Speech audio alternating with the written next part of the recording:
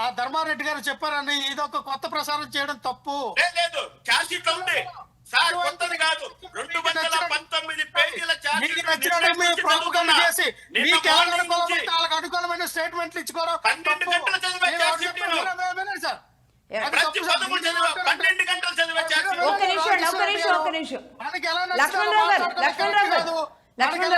Statement ఇచ్చుకోవడం correct కాదు. లక్ష్మణరావు గారు, స్టేట్మెంట్ మీరు మొత్తం చదివారా? ప్రశాంతి రెడ్డి గారి వాయిస్ అందులో ఉంది అనేది కదా ఇప్పుడు రామకృష్ణ గారు చెప్తున్నారు. నేనైతే చూడలేదు, బట్ మీరు అన్న మాటకి నేను ఏకీభవించాను. ప్రశాంతి రెడ్డి గారు ఉన్నారు, ఆ ప్రొక్రూట్మెంట్ లీడర్ ఆవిడే. అమ్మా ఒక దోషి గారు వినాలమ్మా, తప్పు చేసినోడు దొంగతనం చేసినోడు ఎవరైనా సరే నేను చేశానని ఒప్పుకుంటాడా? ఒప్పుకుంటాడా? అంటే స్టేట్మెంట్ మార్చరు. ఇప్పుడు జడ్జి దగ్గరికి వెళ్ళి అంటే అంటే అంటే అంటే కల్తీ జరిగిన మాట వాస్తవం అని మీరు ఒప్పుకుంటున్నారా? ఇప్పుడు వినండమ్మా నేను అదే చెప్తున్నా.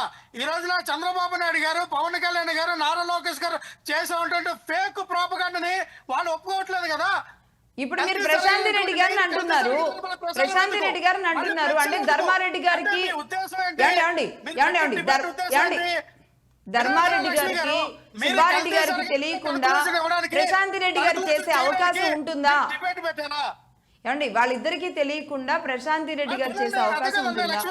ఉన్నా ఆవిడ స్టేట్మెంట్ ఉందని ఆయన చెప్తున్నారు. మీరు జడ్జిమెంట్ ఇవ్వడానికి డిబేట్ పెట్టారా? నేను జడ్జిమెంట్ ఇవ్వట్లేదండి, నేను అసలు జడ్జిమెంటే ఇవ్వలేదు. లక్ష్మణరావు గారు, నేను అలా జడ్జిమెంట్ ఇస్తే నేను మీ వర్షన్ తీసుకోను, మిమ్మల్ని ప్రశ్నలు అడగను, మీరు చెప్పిన దానికి ఏకీభవించను. ఒక న్యూట్రల్ గా మీరు డిబేట్ పెట్టేటప్పుడు మీరు ప్రశ్నలు అడిగే ప్రశ్నకి మీరు సమాధానం చెప్తాం, మీకు కాదనట్లా. మొన్న మీరు చాలా ఏవైతే ఆరోపణలు చేశారో ఒక సంక్రాంతి గురించి కానీ, లేదంటే మాల మాదికలకి ఇంటి పేరు కమ్మోళ్ళు ఇచ్చారని దీని మీద కూడా మీకు నేను అసలు ఫస్ట్ డిబేట్ స్టార్టింగ్ లో చెప్తాం అనుకున్నాను, మీకు ఇప్పుడు ఎండింగ్ లో చెప్తా ఉన్నా. మొట్టమొదటి కంప్లైంట్ నా ద్వారా దళిత సత్తా తరపున మా యొక్క కమిటీ అందరూ కూడా రాష్ట్ర వ్యాప్తంగా ఉన్నటువంటి 175 నియోజకవర్గాల్లో మీ మీద, మీ యూట్యూబ్ ఛానల్ మీద కంప్లైంట్ ఇవ్వండి అని చెప్పి నేను చెప్పడం జరిగింది. నాకు తెలియదు లక్ష్మణరావు గారు, ఆ విషయం నాకు తెలియదు. లక్ష్మణరావు గారు, ఇప్పుడు నేను రివ్యూ చేశాను. ఎందుకు రివ్యూ చేశానంటే లడ్డు విషయం చెప్పండి, ఏదైనా కాదు. ఓకే ఓకే, అంటే ఆయన ఏమండి లక్ష్మణరావు గారు, ఇది ప్రధాన కాదు, భయం కాదు. నేనేమంటానంటే అటువంటి మీరు చెప్పినటువంటి ఉద్దేశం మంచిది అవ్వచ్చు, తప్పు అవ్వచ్చు, నేను దాని గురించి ఇదవట్లా. కానీ నేను క్యారప్ నువ్వు అనే సినిమాని 2018లో ఆ సినిమా వస్తే ఆ సినిమా నిర్మాతల మీద, డైరెక్టర్ల మీద మేము కేసు పెడితే నిన్న హీరింగ్కి వచ్చింది, ఆ కేసు మీద సక్సెస్ అయ్యాం. అది మొన్న మేము విజయవాడ జిల్లా కోర్టులో దాని మీద ఆల్రెడీ వాళ్ళ మీద కేసులు పెడితే అది ఇప్పుడు ఎక్కడ 2018 ఎక్కడ 2026. అంటే మేము ఎందుకు ఆ రోజున కూడా ఇదే దళితుల మీద అనరాన్ని మాట్లాడే ఆ సినిమా తీసిన సినిమాను కూడా మీరు రిలీజ్ చేయనివ్వలా. మేము ఏమంటామంటే మనం ఏదైనా సరే మనం ఒక ఛానల్ పెట్టుకోనో, నాతో ఒక మాట్లాడో, నాతో మనం ఒక యాంకర్గా ఉండో ఒక ఛానల్ నడిపించేటప్పుడు కొన్ని కమ్యూనిటీ రిలేషన్ కానీ ఈ మతాల మధ్య, కులాల మధ్య కొన్ని సున్నితమైనటువంటి అది ప్రస్తావన వచ్చేటప్పుడు చాలా సున్నితంగా వెళ్ళాలనే ఆలోచన విధానం మీకు రావాలి. ఓకే అండి లక్ష్మణరావు గారు, ఒక నిమిషం నేను మాట్లాడేది వినండి. మీరు అడిగారు కదా, ఇప్పుడు వరకు నేను మిమ్మల్ని ప్రశ్నలు అడుగుతున్నాను, మనం లడ్డూ గురించి మాట్లాడుతున్నాం, మీరు సమాధానాలు చెప్తున్నారు. మీరు మాట్లాడిన పాయింట్ ఏదైతే మీరు ఒక ప్రతిపక్ష పార్టీలో ఉన్నారు, సారీ మీరు మనం గతంలో చేసినప్పుడు మీరు అధికార పార్టీలో ఉన్నారు, ఇప్పుడు మీరు ప్రతిపక్ష పార్టీలో ఉన్నారు. ప్రతిపక్ష నాయకుడిగా మీరు అడిగిన ప్రశ్నల్ని నేను ఇటు కిరణ్ గారిని అడుగుతున్నాను, అదేవిధంగా వాళ్ళు అడిగింది మీరు కూడా మరి ఇంప్లీడ్ అవుతారా? మీరు కూడా చిన్నప్పటి నుంచి స్వామివారి భక్తులు కదా అన్నారన్నాం. ఇది డిబేట్ జరుగుతుంది. ఏమండి ఒక్క నిమిషం నన్ను మాట్లాడినివ్వండి. అలాగే మీరు అన్నారు కులాల మధ్య విద్వేషాలు రెచ్చగొట్టడానికి అని. నేను చేసిన ఎపిసోడ్లు ఏవైతే ఉన్నాయో వాటిని మీరు జాగ్రత్తగా గమనిస్తే గనక ఎవరైతే దళితులు కులాల ప్రస్తావనలు ఉండకూడదు ప్రపంచంలో, ఎవరైనా సరే కష్టంతో వస్తున్నారు కానీ కులాల మీద కాదు అని ప్రతి ఒక్క కులంలోని గొప్ప వ్యక్తుల గురించి మాట్లాడడానికి నేను కుల చరిత్రలు తీసుకున్నాను.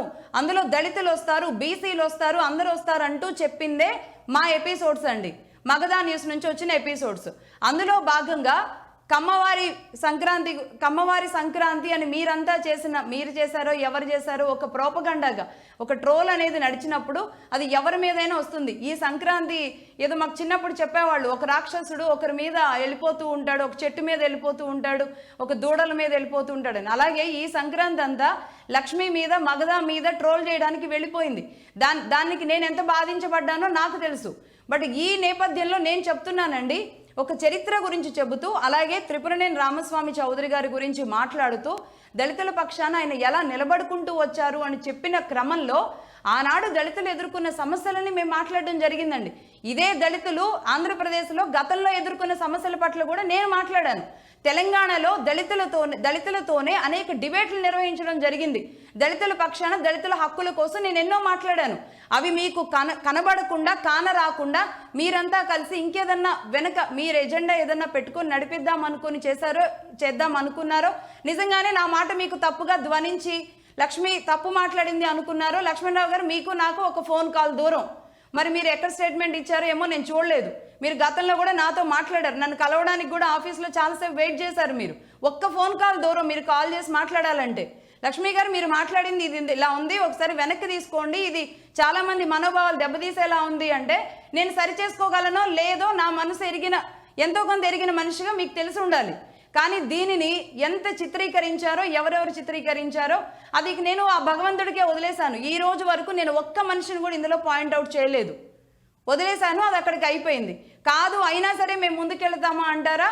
సరే, అది ఎలా ఉంటుందో అది భవిష్యత్తు. చెప్పండి లక్ష్మి గారు, నేను మీరు చేసినటువంటి కులాల మధ్య మతాల మధ్య చేసిన ఎపిసోడ్స్ గురించి తప్పుపట్టట్ల.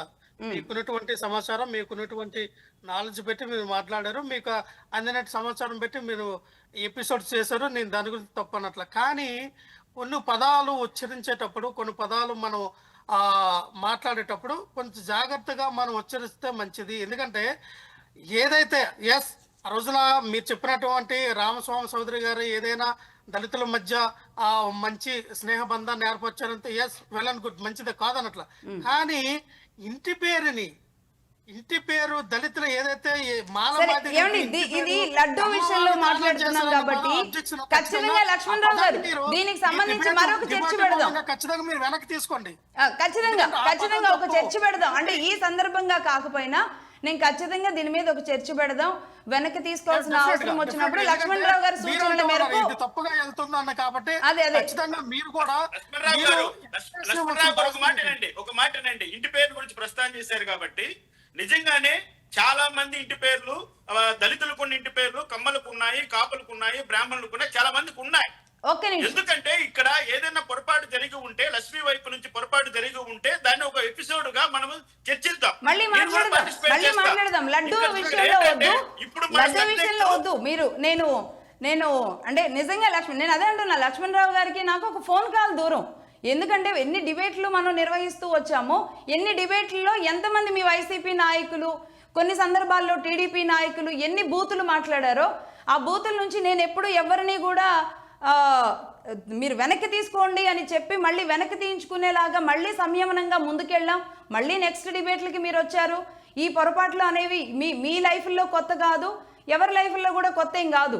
బట్ దీనిని చూపించిన విధానం, లక్ష్మిని ఇందులో బూచిగా చూపించిన విధానంలో ఎవరున్నారో అది ఉంటుంది. వెనక్కి తీసుకోవాల్సిన అవసరం వచ్చినప్పుడు లక్ష్మణరావు గారి సూచనల మేరకు, ఇంకొంతమంది మాట్లాడిన వారి మాటల సూచనల మేరకు నేను వెనక్కి తీసుకోవడానికి నాకేమీ ఎలాంటి ఈగోలు అడ్డేం లేవండి. ఎందుకంటే నేను ప్రజల్లో భాగమే, ఒక మంచి జరగాలని కోరుకునే వ్యక్తిగానే ఈ రోజు కూడా స్వామివారికి సంబంధించి తీసుకున్న దాంట్లో లక్ష్మణరావు గారిని ఒక మనసుతో మాట్లాడదామండి అన్నాను. నేను వైసీపీ నాయకులుగా అనలేదు, మనసుతో మాట్లాడదామండి అన్నాను.